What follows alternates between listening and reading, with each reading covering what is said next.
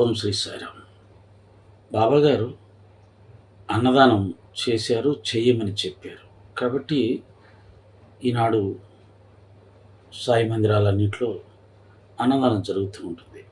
కానీ ఆ అన్నదానం ఎలా జరగాలని చెప్పారంటే బాబాగారు, మొట్టమొదట ఆకలైన వారికి, ముఖ్యంగా పేదవారికి, నిస్సహాయులకి, అంగవికలులకి, వృద్ధులకి, బిచ్చగాళ్ళకి ఒక రకంగా వీరికి ముందుగా ఆహారం సమర్పించి, తర్వాత బంధుమిత్రులకి సమర్పించి తాను స్వీకరించాలి అన్నాడు. మరి ఈనాడు బాబా చెప్పిన ఈ పద్ధతిలో అన్నదానం జరుగుతుందో ఒకసారి అందరం పరిశీలించుకోవాలి. ముఖ్యంగా బాబా అవతారం దీనుల కోసం, హీనుల కోసం, పాపుల కోసం, పతితుల కోసం. అంటే వారిని ఎక్కువగా ప్రేమించారు, వారిని ఎక్కువగా ప్రేమించమని కూడా మనకు చెప్పారు.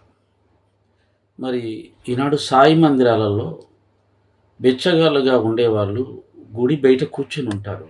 కానీ ఆ కూర్చుని ఉన్నవారి కోసం ఈ ఎండాకాలంలో భయంకరమైన ఎండలో మనం వేసే రూపాయి కోసమో, రూ. 2 కోసమో అక్కడ కూర్చున్న ఆ బిచ్చగాళ్ళ కోసం ఒక చిన్న షెల్టర్ ఏర్పాటు చేయాలి అనే ఒక మానవత్వం మనలో కలగనప్పుడు, లేనప్పుడు కోట్లు పెట్టి మందిరాలు కడుతున్నాం. కానీ పేదవాడి కోసం, బిచ్చగాడి కోసం ఒక చిన్న షెల్టర్ సాయిబాబా గారి మందిరం ముందే మనం ఏర్పాటు చేయలేకపోతే బాబా తత్వాన్ని మనం ఏమర్థం చేసుకున్నట్టు అవుతుంది?